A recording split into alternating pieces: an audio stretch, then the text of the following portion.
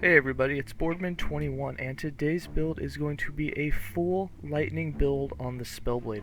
But before getting into that, I want to give a huge shout out to all my subscribers on YouTube, to the last Epoch community, and to everyone who's given feedback and helped me on everything that I've shared. Just recently, we surpassed 500 subscribers. That's huge. We accomplished this in under 4 months. I was not expecting this at all when I first started sharing my last Epoch experience. So huge thanks to all of you. It's been an amazing experience watching the last Epoch community grow and continue to grow. And with that, if you haven't subscribed yet, I recommend that you do. There's going to be a lot more content coming. We even have some new trailers that are going to be coming out and lots of new projects that I'm working on. So again, thanks to all of you, it's been amazing, and with that, let's go ahead and jump into today's build. It is going to be full lightning. All 5 skills that we're using are going to be lightning. We have Flame Ward set up with lightning retaliation. We have static, that's obviously going to be zapping you with lightning. It's also going to be proccing lightning blast, which is obviously full lightning. Enchant Weapon is going to have lightning conduit running, so when it procs 2 times a second, it's going to be zapping enemies around you with lightning. And then for Mana Strike, we're using Mana Storm, so that's proccing lightning. So all 5 skills are going to be using lightning. We don't have to have Lightning Blast on the tree, so we did throw Teleport into that, but all 5 specialized skills are going to be lightning. And with that, let's go ahead and get into the skills. For skills, we're going to be running Enchant Weapon, Mana Strike, Lightning Blast, Flame Ward, and Static.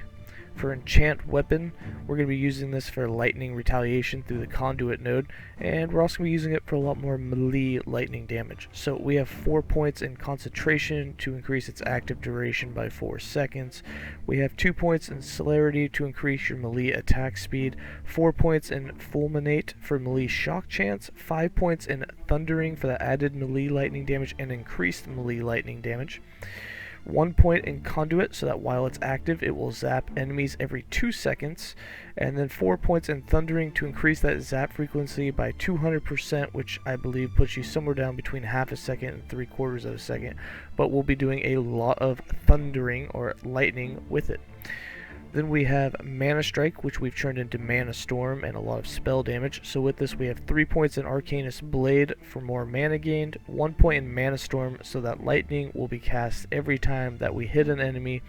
For each enemy that's hit with Mana Strike, this costs 20 mana, but we pretty much eradicate that cost, with 2 points in Explosive Flurry for increased attack speed and reduce the lightning mana cost by 40%, 2 points in Essence of Control to reduce that lightning mana cost by another 40%. Then we have 3 points in Mana Spark so that our current mana is added to lightning damage, 15% of it. And we have spark charges. There is a 50% chance that we will attach a spark with everyone that we hit. We also have 2 points in Swift Sap for some attack speed, 2 points in Rage Sap for global damage, and we have 3 points in Ruin Sap for an additional 15% global spell damage for every time we use it within the last 4 seconds. What's nice about this is that global spell damage stacks a lot and really helps with the lightning damage when you get a bunch of hits in with Mana Storm. For Lightning Blast, we're using this for, I don't know, you could set it up however you want. We just have it set up for what was working, and that was just to basically have as much hit damage as possible and to chain as much as possible or fork. So we have 4 points in Arcane Power. We have 1 point in Closed Circuit so that it can chain off of us in single target mode. 5 points in Front Loaded for a lot of increased hit damage, slightly reduced for each chain. 4 points in Overcharge so that it will double cast. 1 point in Hypercharge so there's a chance to quadruple cast. 2 points in Storm Razor for that increased base critical and hit damage to unlock.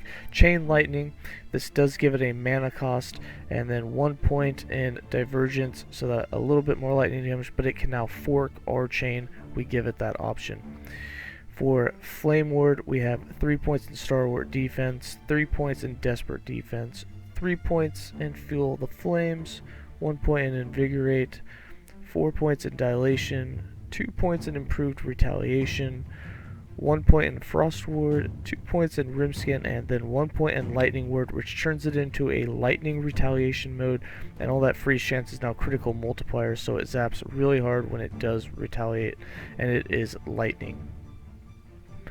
For static, we're only using static to zap enemies and to proc Lightning Blast because we're not casting it off of our own skill tree. So we have 1 point in Overcharge, 5 points in Reverberation, 3 points in Fulminating Blows, 1 point in Overload, 4 points in Unstable, 5 points in Diode, and 1 point in Unlimited Power so that we do proc that Lightning Blast. For passives, we have 20 points in the Mage base class, 7 points in Arcanist, 8 points in Scholar, and 5 points in Mage Flurry. If you do want to rearrange your points, I do recommend taking 5 points in Arcane Current for some additional lightning zapping every 10 seconds. We have 18 points in Sorcerer, we have 8 points in Mana Shell, 8 points in Suronancer, 2 points in Wisdom, and for Spellblade we have 65 points, 8 points in Arcane Warden, 8 points in Infused Weapon, 5 points in Spellweaver, 8 points in Prismatic Blade, 3 points in Combat Mage, 1 point in Capacitor, 2 points in Arcane Forge, 15 points in Triple Strike, 10 points in Mindslayer, and 5 points in Mindflame, and these 15 points are so that we get a bunch of ward with that 10% chance to have it on an enemy kill. For items, we were looking for some idols that gave spell damage, couldn't find any, so we just went with mana gain and ward granted on casting. Your rolls can be higher than the ones we have here, but we ran 4 of these, and then we also have some ward gained on melee hit, and then just a random 1x1. Pretty much useless. We don't even need it. You could take it off, it wouldn't change anything. And then for items, we are running Insanguius, so you are going to need this, as it is a ward build. It's actually not mandatory. You can run a cheese, but as a ward build, I recommend it. And then we are running a two-handed staff, which has some melee fire damage. It has a huge amount of increased lightning damage and a huge amount of mana. But we went for the lightning damage and the mana first. That felt like the two most important things that we needed. And then for jewelry, this is a dodge set, so we have dodge, health, and increased dodge. And then we did some elemental damage as our 4th slot. We're going to have that on both rings. You can't have dodge on the relic, so we did added mana, and then we went with dexterity instead of elemental damage just to increase our block quite a bit.